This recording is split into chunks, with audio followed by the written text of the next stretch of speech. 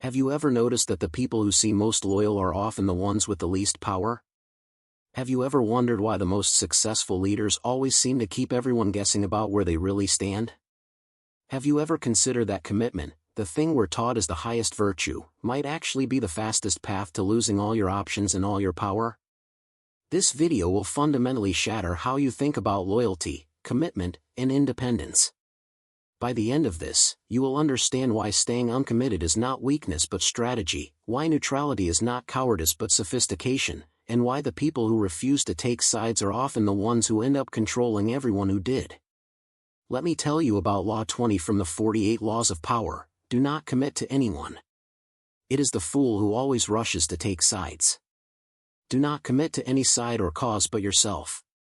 By maintaining your independence, you become the master of others, playing people against one another, making them pursue you. The more you maintain your independence and aloofness, the more you become wanted and desired. When you hold yourself back, you create a vacuum around you that others will rush to fill with their own desires, projections, and needs. This sounds deeply cynical, doesn't it?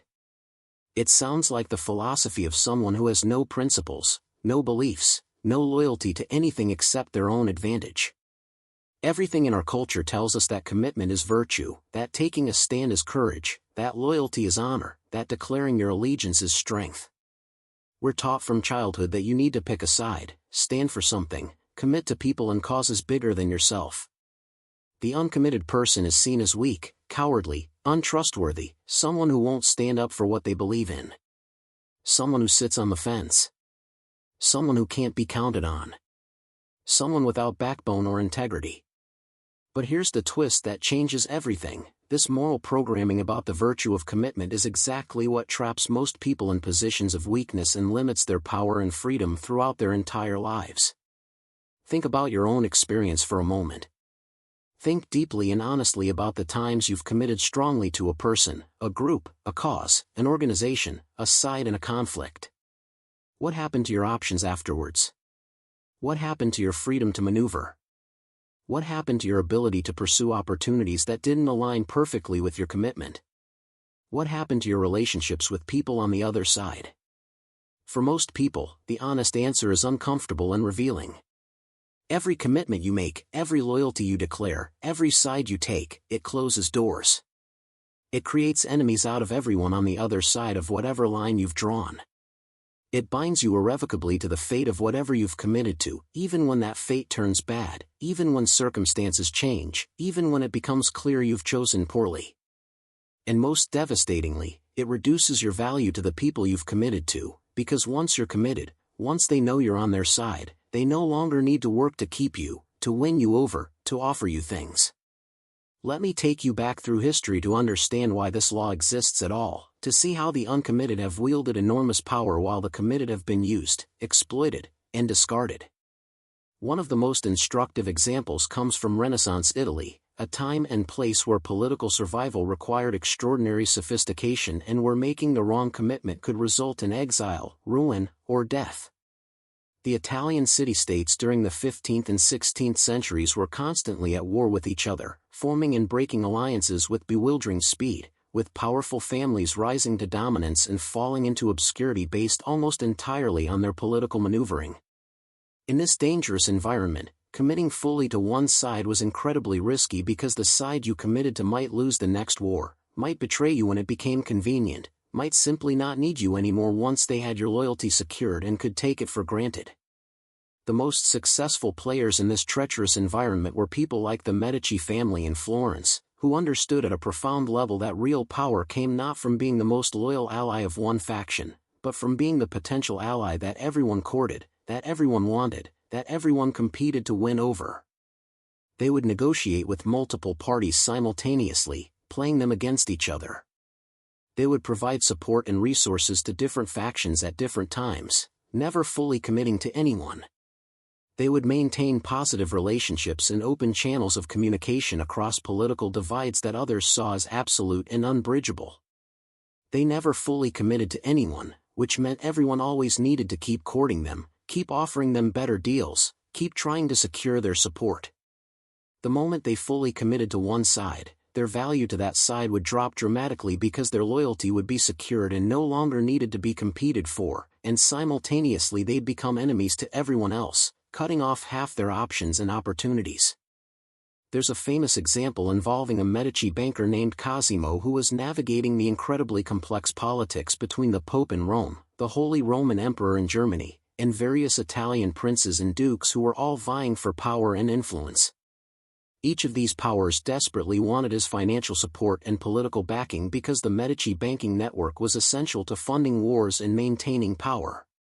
If Cosimo had committed fully to any one of them, had declared himself exclusively an ally of the Pope or the Emperor or any particular prince, he would have immediately made enemies of all the others and become merely one more supporter, one more partisan, in the camp of whoever he'd chosen. His value would have been fixed and limited. Instead, he maintained active relationships with all of them simultaneously, lending money to multiple sides, providing financial and political support that was significant but never total, always holding back enough that everyone kept competing for his favor, kept offering him better terms, kept trying to win his exclusive backing. This gave him far more influence over the political landscape of Italy than any of the kings or popes or emperors he was dealing with, because he was the one everyone needed and nobody fully controlled. He could play them against each other, extract better terms from all of them, and ensure that regardless of which faction won any particular conflict, he would be fine because he'd maintained relationships with everyone. Now let's jump forward several centuries to modern geopolitics to see how this principle operates at the highest levels of international relations today. Think about countries that maintain strategic ambiguity about their alliances, that refuse to commit fully to one bloc or another. Switzerland is the classic historical example, a country that's maintained official neutrality for over 2 centuries, that refuses to commit to military alliances, that maintains diplomatic and economic relationships with everyone regardless of their conflicts with each other. This neutrality, this refusal to commit, hasn't made Switzerland weak or irrelevant or powerless on the international stage. On the contrary, it's made Switzerland extraordinarily rich and influential in ways that full commitment to either side in any conflict could never have achieved. During World War II, when almost every European country was forced to choose between the Axis powers and the Allies, when you were either with Hitler or against him, Switzerland's absolute refusal to commit to either side meant that both sides had to treat it carefully. Both sides needed Switzerland. Both sides used its banking system to move money and resources. Both sides needed it as neutral ground for negotiations and intelligence operations. Both sides had to leave it alone because attacking Switzerland would have pushed it to the other side. The uncommitted nation, the one everyone said was cowardly for not taking a stand against evil, ended up with more practical power and better outcomes than many nations that committed fully to one side or another and were devastated by the war. Or think about Turkey in recent decades, positioned geographically and culturally between Europe and the Middle East, between NATO and Russia, between Western democratic values and Islamic political movements. Turkey has consistently frustrated its Western allies by maintaining relationships with Russia even while being a NATO member. It's frustrated Russia by refusing to leave NATO and maintaining ties with the West. It's played different sides against each other by never fully committing to anyone's vision for what Turkey should be. This strategy drives committed players absolutely crazy because they can't count on Turkey's support, can't predict what Turkey will do, can't take Turkish cooperation for granted. But this is exactly what gives Turkey enormous leverage on the international stage. Everyone constantly needs to offer Turkey incentives, concessions, and benefits to try to win Turkey over to their side or at least to prevent Turkey from going fully to the other side. A fully committed Turkey, one that had definitively chosen to be entirely Western or entirely opposed to the West, would be far less valuable to everyone and would have far fewer options for pursuing its own interests. Now let's bring this down to the level where it affects your actual daily life, organizational politics and professional relationships in the workplace. Think about any workplace you've been in, any organization you've been part of, any professional environment you've navigated. There are always factions, always competing groups, always different managers or departments or teams vying for resources and influence.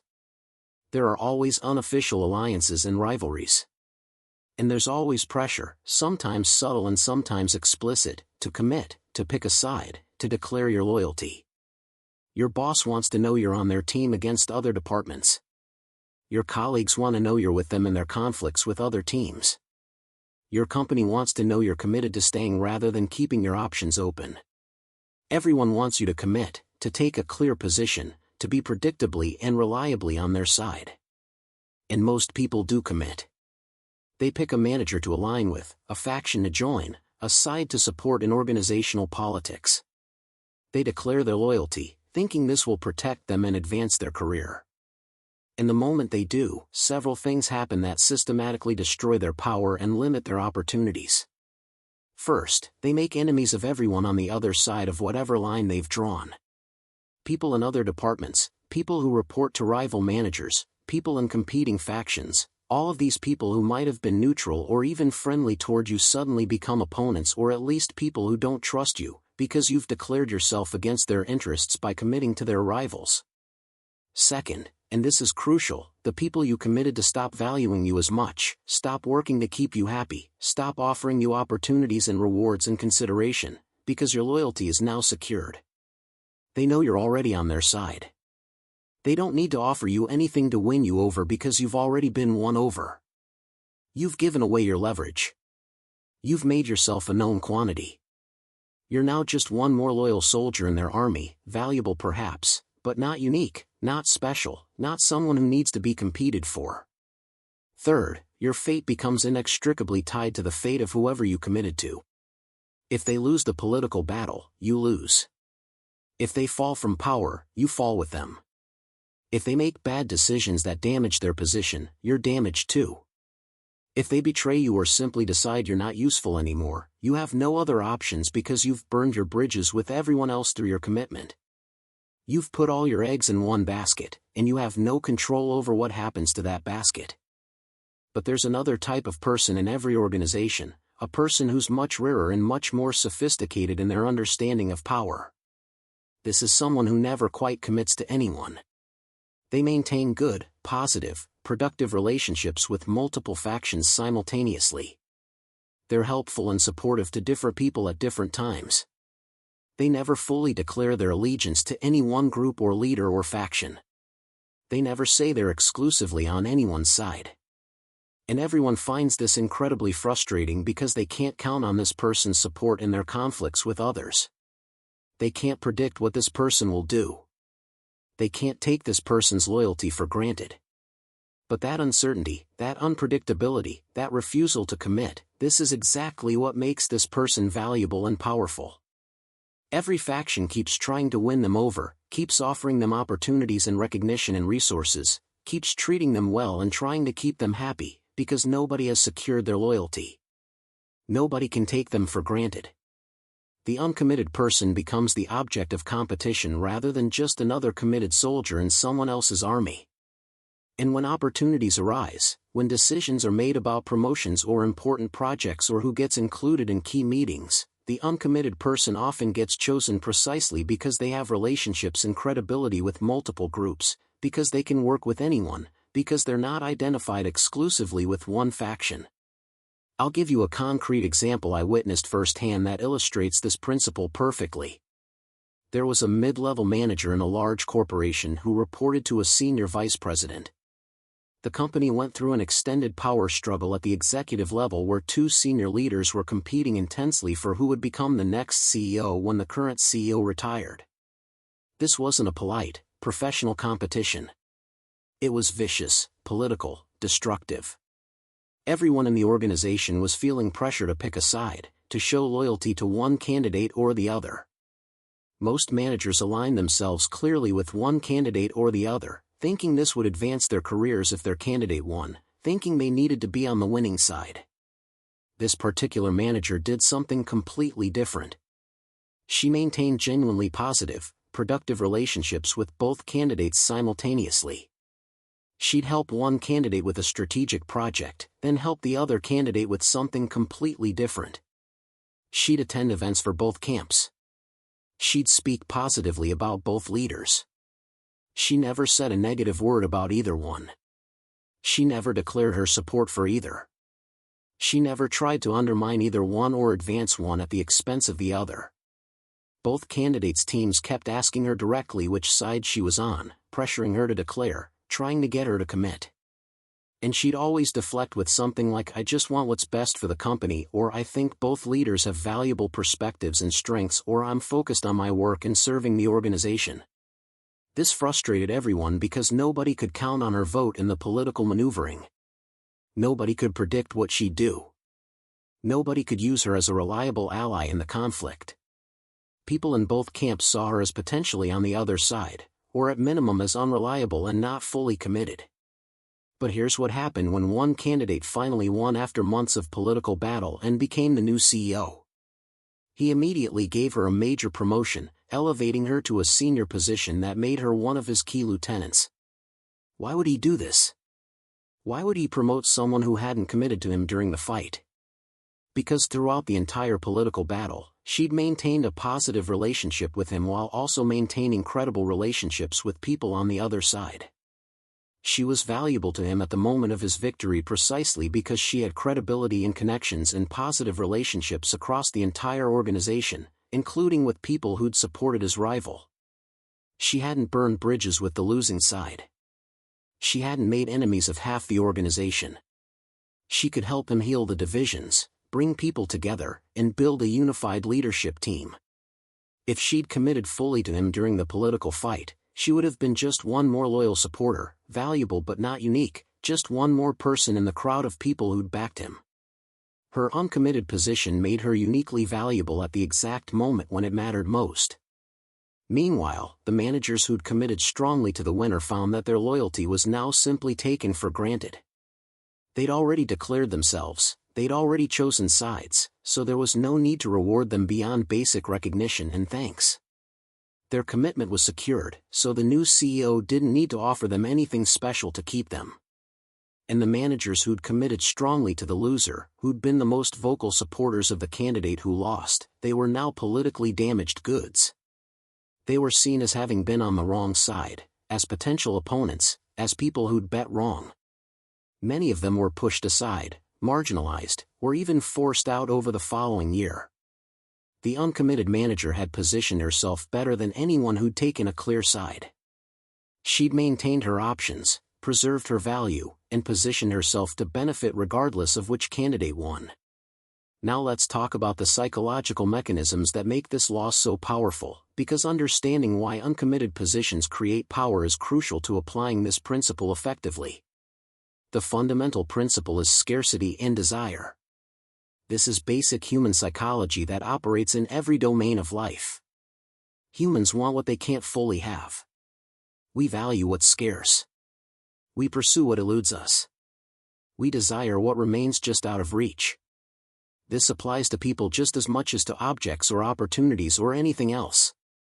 When you commit to someone, when you declare your loyalty, when you take a clear side and make it known that you're definitely with them, you've made yourself abundant and available to those you've committed to. You've removed the scarcity. They have you. They've won you over. They know you're on their side. So they stop pursuing you. They stop working to win you over. They stop offering you things to secure your loyalty because your loyalty is already secured. Human psychology means we stop valuing and pursuing what we already have and start taking it for granted. But when you remain uncommitted, when you maintain your independence, when people can't quite count on you, when there's always some uncertainty about where you really stand, you remain scarce. You remain something to be pursued and won. You remain a prize that hasn't been claimed. Everyone keeps competing for your favor because nobody has definitively secured it. This dynamic gives you enormous leverage.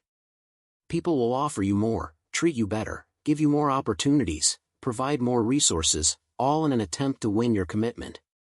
They're competing with each other for something valuable that nobody yet possesses, which is your reliable support and loyalty. And here's the key insight that makes this so powerful: the moment you give them that commitment, the moment you declare that they've won you over, your value to them drops dramatically and immediately. The pursuit is over. The competition is won.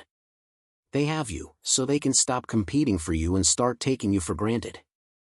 This is not because people are consciously manipulative or deliberately exploitative, though some are. It's because this is how human psychology works. We naturally value what we're trying to get more than what we already have.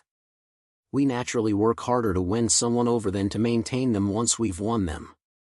There's a related phenomenon in romantic relationships that illustrates this principle perfectly, even though acknowledging it makes people deeply uncomfortable.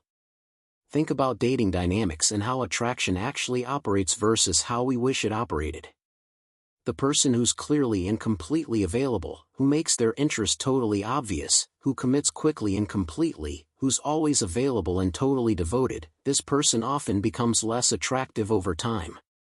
Not because there's anything wrong with them as a person, not because devotion and loyalty aren't valuable, but because the pursuit is over. The mystery is gone.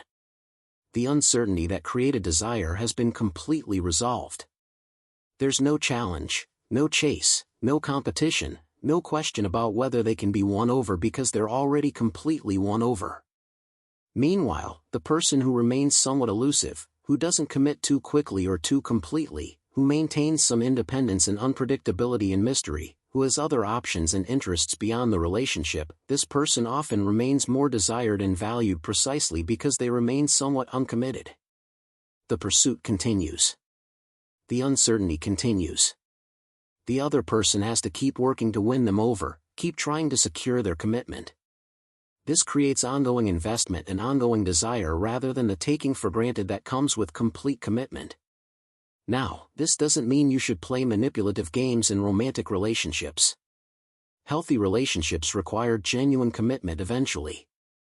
But it does illustrate the psychological principle: we value what remains slightly out of reach more than what we completely possess. And this same dynamic operates everywhere, including in professional relationships and power dynamics. The employee who's completely loyal, who will never leave, who's totally committed to the organization, often gets taken for granted and treated worse than the employee who might leave, who has other options, who hasn't fully committed to staying forever. It's not fair. It's not how things should work in an ideal world. But it's how human psychology actually operates in the real world. Let's examine the different ways people and organizations pressure you to commit and why they do it, because understanding the motivations behind demands for commitment helps you recognize them and resist them strategically. When someone wants you to commit to them, to their cause, to their organization, to their side in a conflict, they're trying to secure a resource. That resource is you. Your talent, your work, your support, your loyalty, your reputation, these things are valuable to them. Once they have your commitment, once you've declared yourself definitively on their side, you become a known quantity, a secured asset that they can count on and plan around. This benefits them enormously, but it costs you almost everything. It costs you your flexibility, your options, your leverage, your ability to play different opportunities against each other. The pressure to commit often comes wrapped in moral language that's designed to make you feel bad about maintaining independence. You'll be told that commitment shows character and integrity. You'll be told that loyalty is a virtue that good people possess. You'll be told that taking a clear stand is courage and that refusing to take sides is cowardice. You'll be told that staying neutral makes you complicit in injustice or evil. This moral framing is specifically designed to make you feel guilty or ashamed about maintaining your independence. It's designed to make you commit out of guilt or shame or desire to be seen as a good person rather than out of genuine strategic benefit to yourself. But recognize what's actually happening beneath this moral language. Someone is trying to use your values and your desire to be moral and your desire to be seen positively by others to get you to give up your strategic position and bind yourself permanently to their fate and their interests. They're weaponizing morality to get you to give away your power. This doesn't mean morality doesn't matter or that you should never make commitments based on values. But it does mean you should recognize when moral language is being used strategically to manipulate you into giving away your leverage and options. Sometimes the pressure to commit is more direct and explicit. You'll be told that you have to choose, that staying neutral isn't an option, that you're either with us or against us. This binary framing is specifically designed to eliminate the middle ground where your power actually lies. It's trying to force you into commitment by claiming that uncommitted isn't a real option, that neutrality is impossible, that you've already chosen by refusing to choose. But it is an option. Uncommitted is a real position. Neutrality is possible, though it requires skill and strength to maintain. And the fact that people are trying so hard to deny that option, trying so hard to force you into a binary choice, this tells you how valuable that middle ground actually is. I watched this dynamic play out in a business partnership that was dissolving. Two partners who'd started a company together 10 years earlier were having an increasingly bitter conflict about the fundamental direction of the business. They each wanted the other employees, especially the senior employees, to take sides, to declare who they supported in the conflict. They each wanted to know who was loyal to them. Most employees felt intense pressure to commit to one founder or the other, thinking they had no choice, thinking they had to pick a side or risk being seen as disloyal by both. Your employee, a woman who'd been with the company almost since the beginning, absolutely refused to take sides. She said clearly and consistently that she valued both founders for different reasons, that she disagreed with both of them on some issues and agreed with both on other issues, and that she wanted to focus on what was best for the company and for her own career rather than on personal loyalties in a conflict that didn't need to be her conflict. Both founders were extremely frustrated with her refusal to commit. They both pressured her repeatedly. They both tried to make her feel like she was being disloyal or cowardly or unprincipled by not choosing. They both used moral language about loyalty and integrity and having the courage to take a stand. But when the partnership finally dissolved after months of increasingly hostile negotiations, when the company was split into two separate entities with each founder taking part of the business and part of the team, she was the only senior employee that both founders desperately wanted to keep. Both of them offered her excellent positions in their new companies. Both of them competed for her. Both of them valued her precisely because she'd maintained positive relationships with both of them throughout the conflict. She had options that none of the committed employees had. The employees who'd committed strongly to one founder were stuck with that founder's piece of the company. They were valued by the founder they'd committed to, but they were trapped. They couldn't move to the other company even if it turned out to be the better opportunity because they'd made themselves enemies of that founder by committing to his rival. The uncommitted employee could choose freely between two good opportunities, and she had both founders competing for her, offering her better and better terms. Her refusal to commit, despite all the pressure and all the moral judgment and all the accusations of disloyalty, had given her power and options that commitment would have completely destroyed.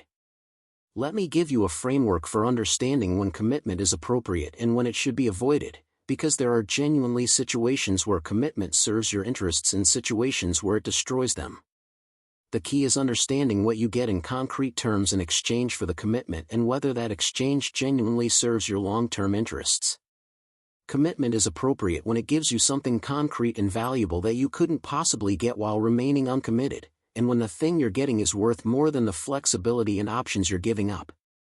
For example, marriage is a commitment that, in healthy relationships, gives you a deep partnership, family stability, shared resources, and long-term security that wouldn't be possible with maintained independence. The commitment is mutual, it comes with legal protections and social recognition, and what you receive in exchange makes the sacrifice of independence worthwhile. Starting a business with partners requires commitment because you need to pool resources, make joint decisions, and coordinate for the long term. The commitment is necessary for the enterprise to function. Joining a military requires commitment because divided loyalty is literally fatal in combat situations where people need to trust each other absolutely. But many, perhaps most, demands for commitment in modern life offer you nothing concrete in exchange except the approval of the person or organization demanding your commitment, or the feeling of belonging to a group, or the relief of no longer being pressured to commit. Your employer wants commitment and loyalty but typically offers no job security in exchange. They can fire you at will, but they want you to commit to staying and not looking for other opportunities. This is an asymmetric deal that serves them but not you. A political party wants your loyalty in money and volunteer work but offers no real influence over decisions or policy in exchange. A social group wants you to take sides in their conflicts but offers nothing except acceptance that's contingent on your continued alignment with their position. These are bad deals. You're giving up your flexibility and options and the ability to pursue better opportunities in exchange for things that have no real lasting value or that could disappear the moment you're no longer useful or the moment you deviate slightly from total loyalty. The sophisticated approach is to recognize these asymmetric demands for commitment and resist them, maintaining your independence even in the face of pressure and moral judgment. The even more sophisticated approach is to give the appearance of commitment when necessary while maintaining actual independence beneath that appearance. You can be supportive without being committed. You can be helpful and cooperative without being loyal in any permanent or exclusive sense. You can align with someone's interests in specific contexts without binding yourself to their fate in all contexts. This requires extremely careful communication and strategic ambiguity. You never quite say you're fully on their side, but you also never quite say you're not. You help them in ways that make them think you might be committed, or at least favorably disposed toward them, but you never actually declare that commitment explicitly in a way that could be held against you later. I know a consultant who's mastered this delicate balance. When working with clients, he's incredibly supportive, helpful, collaborative, and aligned with their interests. He uses language like our challenges and what we're trying to accomplish together. He makes them feel like he's part of their team, like he's invested in their success, like he cares about their outcomes. But he never actually says he's committed exclusively to them. He never promises he won't work with their competitors. He maintains relationships and does projects for multiple clients in the same industry simultaneously. And when a client assumes he's fully committed, when they expect him to turn down other work for them, when they start taking his availability and loyalty for granted, he gently reminds them that he's an independent consultant, not an employee. His value to them, he explains, is partly that he maintains independence and brings outside perspectives from working with different organizations. His success comes from not being captured by any one client's way of thinking. This delicate balance of appearing aligned and supportive while maintaining actual independence is extraordinarily difficult to execute well, but it's extraordinarily powerful. He gets the benefits of being seen as collaborative and invested without the costs of actual binding commitment. Now let's talk about how this law applies to ideological and political commitments, because this is where the principle becomes most controversial and where many people will resist most strongly. We're taught from childhood that having strong beliefs, committing to causes larger than ourselves, taking ideological stands on important issues, these are marks of character and integrity and moral development. The person who won't commit to a political ideology or social cause is seen as wishy-washy, unprincipled, lacking moral conviction, standing for nothing. But from a pure power perspective, ideological commitment is one of the most limiting and self-destructive things you can do. When you commit publicly to an ideology, whether political or religious or philosophical or social, you've bound yourself to a predetermined set of positions and a predetermined set of allies and a predetermined set of enemies. You've made enemies of everyone who opposes that ideology, even on issues where you might actually agree with them if you were thinking independently. You've limited your ability to see clearly and think independently because you're now filtering everything through your ideological lens, interpreting every situation in terms of how it fits your ideological framework. You've become predictable, which means people can anticipate your reactions and manipulate you by triggering your ideological commitments and loyalties. You can be controlled by appealing to your ideology. And most devastatingly, you've subordinated your own independent judgment to the ideology. When situations arise that call for flexibility, pragmatism, independent thinking, or deviation from ideological purity, you're trapped by your public commitment. You can't change your mind without being seen as a traitor or hypocrite. The most effective leaders throughout history have often been ideologically flexible, committed to concrete outcomes and results rather than to abstract ideologies, willing to work with anyone and adopt any position that serves their actual goals. This looks unprincipled to committed ideologues, but it's actually sophisticated power management and effective pragmatism. Franklin Roosevelt worked with both staunch capitalists and near-socialists to address the Great Depression, committed fully to neither camp, using whatever approaches worked regardless of ideological purity. Winston Churchill allied with Stalin despite despising communism ideologically, because winning the war against Hitler mattered more than ideological consistency. Deng Xiaoping famously said it doesn't matter if a cat is black or white, as long as it catches mice, explicitly rejecting ideological commitment in favor of pragmatic results. These leaders were heavily criticized by ideological purists on all sides for being unprincipled, for betraying true believers, for lacking moral clarity and philosophical consistency. But they accomplished vastly more than the purists because they maintained the flexibility to do whatever the situation actually required rather than whatever their ideology prescribed. They remained uncommitted to ideology, which meant they could commit fully to effectiveness and results. In the end, this law is about understanding that independence is power, that flexibility is enormously valuable, that being the one who's pursued is better than being the one who pursues, that being desired and competed for is more powerful than desiring and committing. The committed person has made their choice. They've declared themselves. They're known. They're predictable. They're bound to the fate of whatever they committed to. The uncommitted person remains open, flexible, mysterious, the object of pursuit and competition rather than just another committed follower in someone else's cause. And in a world where every force and every person wants to bind you to their interests, where everyone is demanding your commitment and loyalty, the person who maintains their independence, who refuses to fully commit, who stays strategically free, that person often ends up with more real power than anyone who chose a side. That's the ultimate paradox of this law. By refusing to commit your power to anyone else's purposes, you accumulate power of your own. By staying free and uncommitted, you become valuable in ways that the committed never can be. The choice to remain uncommitted, despite all the pressure and all the moral judgment and all the accusations of cowardice or lack of principle, that choice is often the source of the greatest power and freedom available to you. The question is whether you have the sophistication to recognize this truth and the strength to maintain your independence in the face of constant pressure to give it away for nothing in return.